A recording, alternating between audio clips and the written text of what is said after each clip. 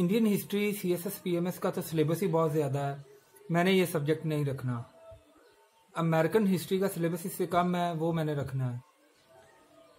Indo Pakistan history मैं इसलिए opt करूँगा कि ये मेरा करंट अफेयर्स, एसे राइटिंग और पाकिस्तान अफेयर्स का जो पेपर है उसके लिए भी ये मवाद मुझे काम आएगा।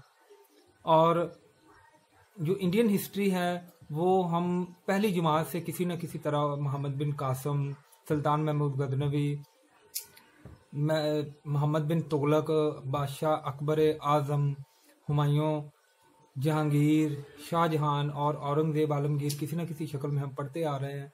तो मैंने तो यही रखना है। जी दोस्तों, ये है मेरे मुल्क के प्यारे CSS PMS एस्पिरेंट की एक छोटी सी बहस के मैंने हिस्ट्री का पेपर ये रखना है, मैंने वो रखना है। तो इन तमाम सवालात के जवाब कि आपको कौन सी हिस्ट्री पढ़नी चाहिए जिससे आपके ज़्यादा से ज़्यादा नंबर आ सकें और आपकी जो पेपर में एग्ज़ाम में जो एलोकेशन है वो यकीनी बन सके, इन तमाम सवालात के जवाब जानने के लिए मेरा चैनल हुमायूंस एजुटेनमेंट TV को लाइक, शेयर और सब्सक्राइब कीजिए। और ये मेरी जो आज की वीडियो है पूरी एंड तक देखते रहिए। आप सबका बहुत शुक्रिया। अस्सलाम वालेकुम, बिस्मिल्लाहिर्रहमानिर्रहीम। जी दोस्तों, कैसे हैं सब आप? दोस्तों, आज आपके साथ मैं शेयर करने जा रहा हूँ इंडियन हिस्ट्री, जिसे इंडो पाकिस्तान हिस्ट्री कहते हैं। ये CSS में भी है, PMS में भी है। उसके 12 नहायत ही इम्पॉर्टेंट क्वेश्चन जो अल्हम्दुलिल्लाह दोस्तों आपने अगर अच्छे तरीके से उन्हें तैयार कर लिया, और आपको एक नई इधर बात बताता जा रहा हूँ कि सिर्फ आपने इनको पढ़ना ही नहीं, आपने इनकी प्रेजेंटेशन अच्छी लिखाई और गुड एक्सप्रेशन के साथ पेपर में लिख के डिलीवर करके आना है। ये आपकी तैयारी का असल जुज़्व है। आपकी तैयारी सिर्फ ये नहीं है कि आपने इसे पढ़ लिया, अपने दिमाग में बिठा लिया, दैट्स ऑल। आपका ये काम नहीं। आपने इसे इस तरीके से तैयार करना है कि आपने पेपर में से प्यारे दोस्तों परफॉर्म भी करना है। सो चलते हैं आज के इंडो पाकिस्तान हिस्ट्री के 12 इम्पॉर्टेंट क्वेश्चंस। जी दोस्तों लेक्चर शुरू करने से पहले मेरी आप दोस्तों से रिक्वेस्ट है कि जो लोग मेरे चैनल पे नए हैं वो मेरा चैनल हुमायूंस एजुटेनमेंट TV को लाइक, शेयर और सब्सक्राइब कर लें ताकि उनको हर नई आने वाली वीडियो बआसानी मिल सके। आप सबका बहुत शुक्रिया। दोस्तों, आज का पहला जो क्वेश्चन है वो है 712 AD, 712 AD, Islam came and changed Sindh in its all perspective. In 1712, Islam came and changed Sindh in all its perspective. Please discuss. इस्लाम जो है वो 712 ईस्वी में आया और सिंध को तमाम जो इसके ज़िंदगी के जो सिस्टम्स हैं या पर्सपेक्टिव्स हैं उसमें इसने खातर खा तब्दीलियाँ लेके आया। क्या आप इस बात से इत्तेफाक करते हैं? अगर करते हैं तो इसे वादे कीजिए।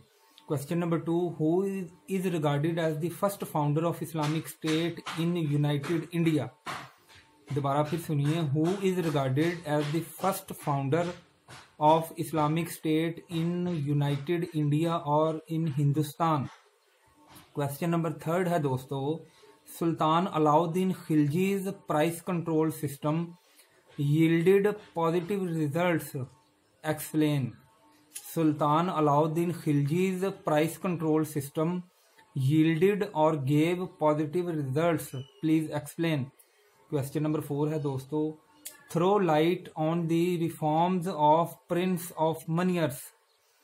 Throw light on the reforms of prince of moneyers, MONEYOR, prince of मनियर्स।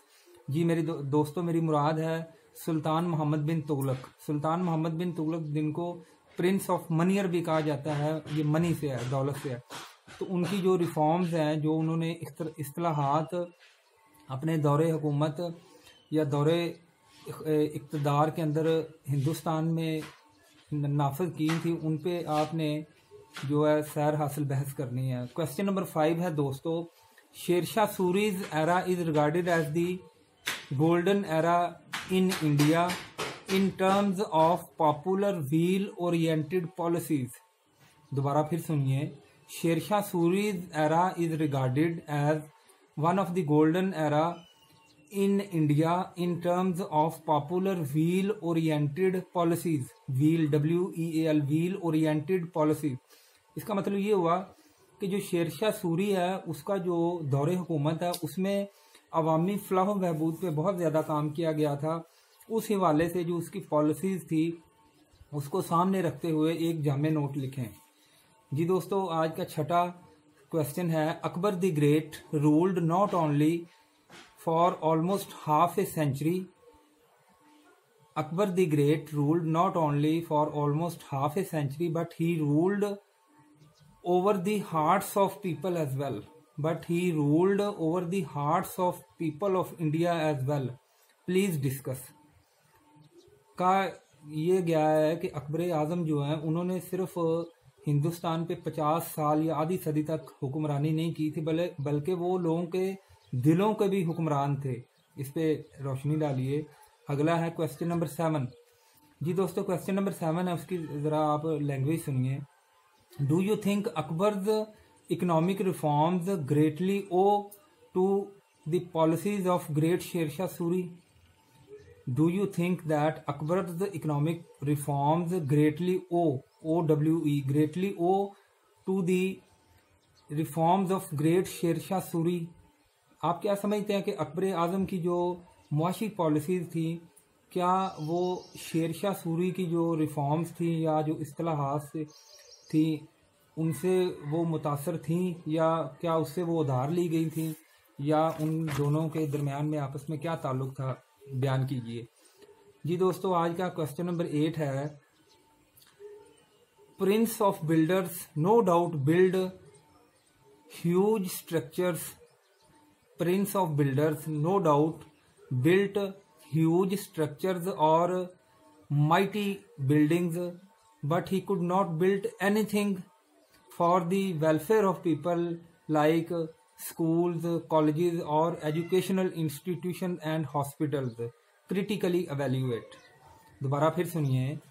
Prince of builders no doubt build mighty structures, but he could not build anything for the weal of people like school, colleges, educational institution and hospitals. Critically evaluate.